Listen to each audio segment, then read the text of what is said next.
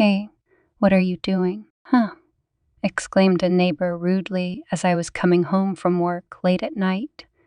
"You shouldn't leave a small child alone every day."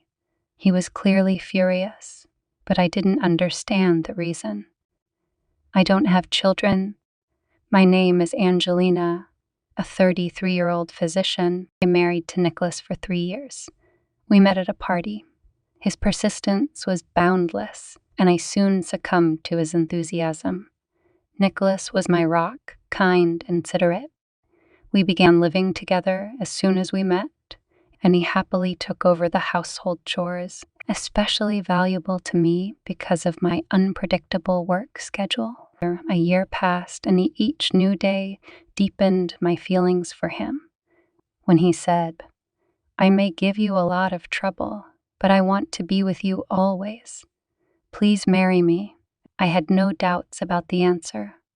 The wedding was just a formality to confirm our affection. Life after the wedding remained pretty much the same, but the realization that I was married filled each day with warmth and joy. The ring on my finger was a quiet reminder of the happiness I felt every morning when I woke up. Perhaps that was the aura that surrounded me. My eyes home after work was always cozy. My husband greeted me with a kindness that warmed my soul. "Oh, welcome back. Overtime again today?" he would ask, and I, tired but satisfied, would nod. "Yes, I've been very busy." "I see. Thanks for the hard work," he'd reply, and we'd have dinner together, enjoying chicken curry and the warmth of home. 3 years had flown by since the day we became husband and wife, and our love only grew stronger every day. The new couple, who lived next door, seemed much younger than we were. They came over to greet us the day we moved in, and since then, I have always said hello to them when going to work or taking out the trash. I struck up a friendship with Rebecca, my neighbor's wife, and we soon became good friends. Her husband, George Foster, and she, like Nicholas and me, were a busy couple, both working and living in a rented apartment with dreams of a house of their own. Despite their youth, they had a clear plan and were saving for the future, which inspired my admiration. Owning our own home was my dream too, but doubts about whether we would be able to save enough were weighing on me. Nicholas worked at a low-paying job, and though we both worked hard, we weren't rich. We saved money, but we knew that any carelessness could result in financial loss. My husband worked hard, but due to low salaries in his company, his income did not increase much. A promotion could have come, but it would not have changed our situation significantly. He didn't want to quit, appreciating good relations with his colleagues, and I understood that, because I myself stayed at my job thanks to a good team. So I didn't complain. I was earning well, and my husband kept the house in order. We were happy together, and that was the main thing. However, one day, in the middle of this quiet life, something unexpected happened. After a late working day, having barely caught the last train, I arrived home exhausted. And so, as I approached the door of my apartment, a voice suddenly called out to me, "Hey, what are you doing?" It was Mr. Foster, my neighbor, who is usually invisible to me due to different work schedules, and he spoke to me in a rather curt tone. I had only met Mr. Foster once, when he came to greet us after moving in. His daily routine was unknown to me. "What's going on?" I asked, trying to understand the reason for his anger. "Don't pretend you don't understand," he exclaimed. "A baby? What child?" I was dumbfounded. "You leave your baby alone every day. I caught you at it," he continued, and I realized he was accusing me of something unbelievable. Foster was unhinged with anger. "That's a lie. I saw a boy at your door," he insisted. At that moment, Rebecca appeared, calling for silence. "Hey, you're being too loud. It's midnight. Let's keep it down." Her presence seemed to calm him down. "You really don't have children?" she asked me, and I confirmed that the visions of the boy left outside had nothing to do with us. I tried to explain that Nicholas and I really didn't have children, but my words seemed irrevocably lost in their suspicions. "Anyway, don't leave the baby alone again," Mr. Foster said and left. As I returned home, I heard the sound of a shower. Nicholas seemed not to have heard my return. I was about to tell him about this strange encounter, but he was in the bathroom and probably wouldn't have heard me over the noise of the water. "Well, there you go. Welcome back." "You're late," my husband greeted me, scrubbing my hair with a towel. "Yeah, had to stay late at work," I replied, taking off my coat. "I see. Thanks for your efforts," he said with understanding in his voice. I decided to tell him about the strange incident with my neighbor. "Rebecca's husband yelled at me today, and he seemed really angry." I began. "What? Why?" My husband looked at me in bewilderment. "I don't know. He said something about a baby that supposedly stays alone at our house." I continued. "A baby?" My husband shook his head, not understanding. "Yes, he claimed to have seen the baby on our doorstep several times." I tried to reproduce what the neighbor had said. "But we don't have children." My husband was confused. "Exactly. And our relatives don't have kids either, so who?" pondered aloud. "That's really weird." My husband agreed, his expression turning serious. "And now Rebecca thinks we're child abusers." I was on the verge of tears. "Why don't they understand us? It's not like we did anything wrong." My anxiety was growing, and the next day, when I'd had the day off, the police and child welfare came to the house.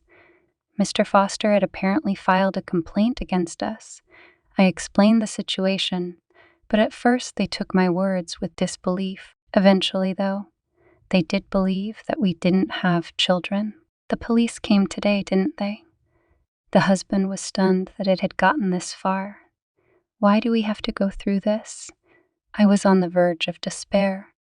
We were suspected of something we hadn't done, and it was poisoning our stay in this house. Communication with Rebecca had become strained. She now only nodded at me when we met at the trash cans in the morning and would not speak to me. I lived with a lot of frustration over this awkward situation day after day, but then something happened that changed everything. One morning, coming home after a night shift, coming out of the house, Mr. Foster and his wife seemed to be waiting for me. "Good morning, Angelina," they greeted, and I, despite the night shift, returned the courtesy. Their serious faces didn't portend conflict, and in the living room, over cups of coffee, the Fosters apologized. "We wrongly suspected you," they began, and I, slightly surprised, asked the reason for their sudden remorse. "Did you see the boy last night outside your house?" They continued. The story of the boy who had come to visit his mother but could not get in made me wonder. "Doesn't he live here?" After my question, the boy nodded sadly, acknowledging that his home was elsewhere. Everything fell into place. My husband had a secret liaison, and Rebecca, albeit reluctantly, confirmed my speculation with a "I'm sorry for those awful words. We didn't mean to offend you," Mr. Foster apologized again, and I, though shocked at their calling the police, was already thinking about my husband's betrayal. "I apologize for the trouble I must have unwittingly caused by my actions," I said, but my thoughts were preoccupied with my upcoming conversation with my husband. I still couldn't believe it. But the boy's words didn't lie. "Rebecca, I have a favor to ask of you. Do you mind?" I began hatching a plan. The idea was simple. I would slip my husband a fake work schedule to catch him and his mistress off guard. My night shifts were cut months in advance. I misled my husband about the night shift for the upcoming weekend. In fact, I was free and had arranged to meet at the Fosters after lunch. To pass the time, I huddled in a coffee shop. When evening came and Rebecca went home from work, I headed over, and outside, on the doorstep, stood a toddler. Apparently, the husband had dragged the woman here, straight from the train station. Good luck, I said to myself and followed George. Opening the door, I stepped inside. Voices came from the living room, a man and a woman arguing heatedly about something. Smartphone in hand, I stormed into the room. What's going on here? I exclaimed, "Oh my God, Angelina, why are you here?" They were dumbfounded. "Why are you messing around with a stranger and her baby is outside?" My words were a dagger. "You were lying when you said the neighbor warned you. You both heard that conversation, didn't you? You pretended not to hear, but I know you listened to every word." Her husband lowered his head, stunned to the core. "I can't believe it. Not only did you cheat, but you abandoned his child in the street." Well, I had no other choice. I wouldn't have done anything differently with a child. Disgust overwhelmed me. "You're worse than monkeys in heat," I blurted out, not hiding my indignation. The hostess glared at me, but I persisted. "Shut up. The one who cheats is to blame. And this child, by the way, is Nicholas's son. I got pregnant when you decided to get married. I didn't want to get married, and that was fine with me, because I was getting alimony," she continued. "Alimony?" I wondered. It turned out Nicholas recognized the child and was paying faithfully. Everything fell into place. It wasn't the husband's low paycheck, and the alimony was reducing his income. The husband looked confused. "You're the worst." I accused him. "I worked so hard for us." He tried to justify himself. "Our family is something I care about, too. How much longer are you going to torture me? We're getting mine," I declared firmly. He tried to object, but I interrupted. "It's your own fault. You brought her here. Can you say that in front of your mother?" At that moment, the doorbell rang. I let my mother-in-law into the house. She was the one I had called when I found out what had happened. "Nicholas, what have you done?" she asked worriedly. "Mom, Dad, what are you doing?" "You belittled her husband. You're betraying Angelina," they said. The husband's parents were furious, and the landlady shuddered with fear. "Angelina, forgive my foolish son. I will take care of the divorce and compensation."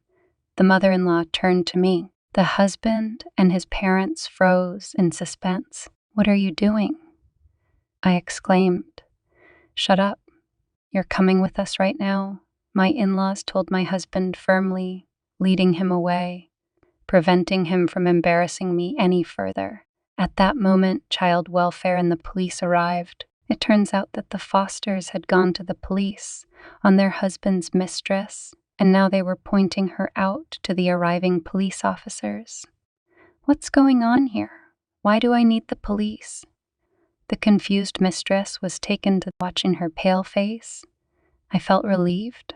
Thanks to my mother-in-law's help, the divorce went smoothly. I demanded compensation from my ex-husband, and for his mistress.